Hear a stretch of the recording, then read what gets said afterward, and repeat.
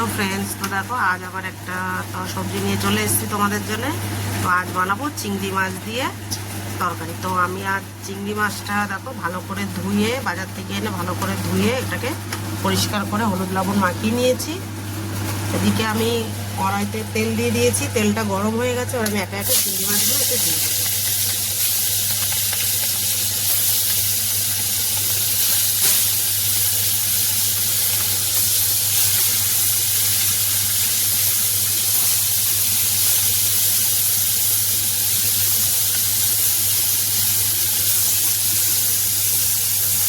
তো দেখো চিংড়ি মাছটা কিন্তু আমি কড়াইতে দিয়ে দিয়েছি, এটা এবার ভাজার অপেক্ষায়। আর এখানে আমি দেখো 3টে ঝিঙে কেটে নিয়েছি আর একটা মিডিয়াম সাইজের আলু নিয়ে নিয়েছি। দেখতে পাচ্ছ, একটা আলু নিয়েছি আর 3টে ঝিঙে আমি কেটে সুন্দর করে ধুয়ে নিয়েছি।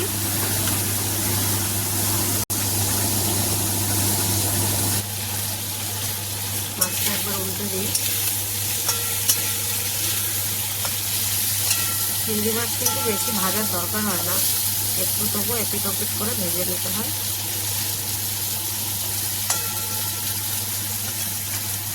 তো দেখো বন্ধুরা, মাছটা কিন্তু ভাজা হয়ে গেছে। এবার আমি এটাকে নামিয়ে দেবো। যেহেতু চিংড়ি মাছ বেশি ভাজার দরকার পড়েই না। তো দেখো মাছটা আমি নামিয়ে দিয়েছি। এবার ওই কড়াইতেই আমি একটু তেল দিয়ে দেবো।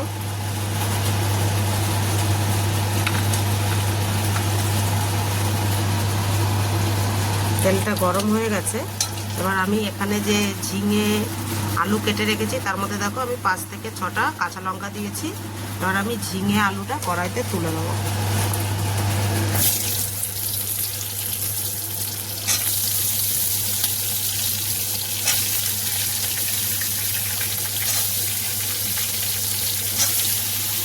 পুরো দেওয়া হয়ে গেছে। এবার এটাকে সামান্য হলুদ দিয়ে দেবো।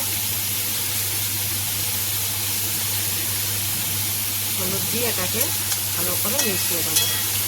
দিয়ে ঝিঙে আর আলুটাকে একটু ফ্রাই করে নেবো। ঝিঙেটা ভাজা যায় না, তবু একটু কষিয়ে নিলে ভেতর যে জলটা আছে জলটা বেরিয়ে যাবে। এভাবে এটাকে একটু ভেজে নেবো।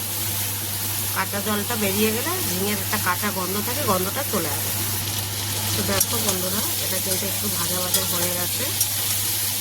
দেখতে পাচ্ছ ভাজা ভাজা হয়ে গেছে। এবার এটাতে আমি বাকি মশলা দিয়ে দেবো একবার।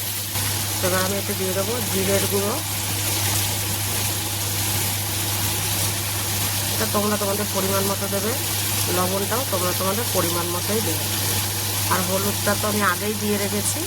আর দিয়ে দেবো সামান্য একটু জল দিয়ে এবার আমি এটাকে ভালো করে মিশিয়ে দেবো।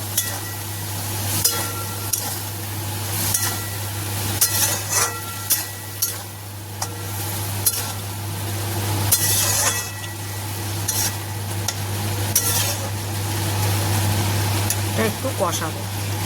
তো দেখতে পাচ্ছ বন্ধুরা, এর থেকে কিন্তু তেল ছেড়ে দিয়েছে মশলা থেকে। মশলা তো কিছুই দিইনি, তো ওই যেটা দিয়েছি ওটা ভালো করে কষানো হয়ে গেছে। তেলটা বেরিয়ে এসছে, যেহেতু জলটা শুকিয়ে গেছে। এবার কিন্তু আমি এতে পুরো জলটা দিয়ে দেবো। তো দেখো জলটা পুরো দিয়ে দিয়েছি। এবার এটাকে আমি ঢাকা দিয়ে দেবো আলুটা সিদ্ধ হওয়ার জন্য। দেখো বন্ধুরা, আমি কিন্তু ঝোলটা তরকারি ঢাকনাটা খুলে দিয়েছি। দেখো আলু কিন্তু সিদ্ধ হয়ে গেছে একটু প্রপারলি, সুন্দর করে। আর ঢাকা দেওয়ার দরকার নেই। এবার আমি এখানে ভেজে রাখা চিংড়ি মাছগুলো সব দিয়ে দেবো।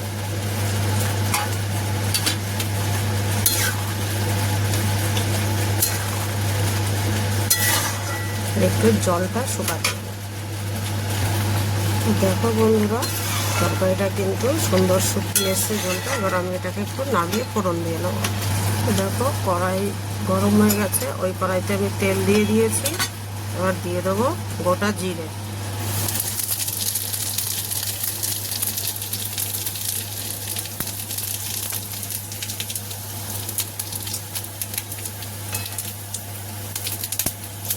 তো দেখতে পাচ্ছ জিরেটা ভাজা ভাজা হয়ে গেছে। আমি এইটুকু জিরে তুলে নেব। জিরে আমি তুলে নিলাম।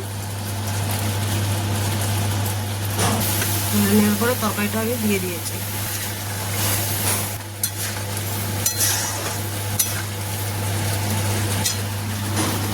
বাকি জিরেটাকে আমি এখানে রেখেছি, দেখতে পাচ্ছ। এবার জিরেটাকে আমি একটু ম্যাশ করে নেব। তো দেখো আমি কিন্তু জিরেটাকে সুন্দর করে একটু ম্যাশ করে নিয়েছি। তোমরাও কিছু দিয়ে একটা ম্যাশ করে নেবে। এদিকে কিন্তু তরকারিটা আমার হয়ে এসছে। তো দেখো বন্ধুরা, আমি কিন্তু এই পরিমাণে ঝোল রেখেছি। ঝোলটা কিন্তু একটু মানে বেশি পাতলাও না, বেশি গাঢ়ও না, মিডিয়াম সাইজে। তোমরা তোমাদের মতো বুঝে রাখবে। আমি এবার সবজিটাকে নামিয়ে নেবো। কালারটা দেখতে পাচ্ছ কত সুন্দর এসছে, কালারটা কিন্তু খুবই সুন্দর এসছে। তো দেখো আমি তরকারিটা নামিয়ে নিয়েছি। যে ভাজা জিরেটা আমি এতে পেস্ট করে মানে একটু ম্যাশ করে রেখেছিলাম, তার মধ্যে কিন্তু আমি তরকারিটা দিয়েছি। দেখতে পাচ্ছ উপর থেকে কিন্তু ভাজা জিরেটা ভেসে উঠেছে। তো তোমরাও বাড়িতে এইভাবে ঝিঙে দিয়ে, আলু দিয়ে আর চিংড়ি মাছ দিয়ে ট্রাই করতে পারো। আর বাড়ির সবাই খেয়ে খুবই নাম করবে আর খুবই সুস্বাদু হবে। তো তোমরাও আশা করি তোমাদের ভালো লাগবে। আর কে কোথা থেকে দেখছো অবশ্যই কমেন্ট করো।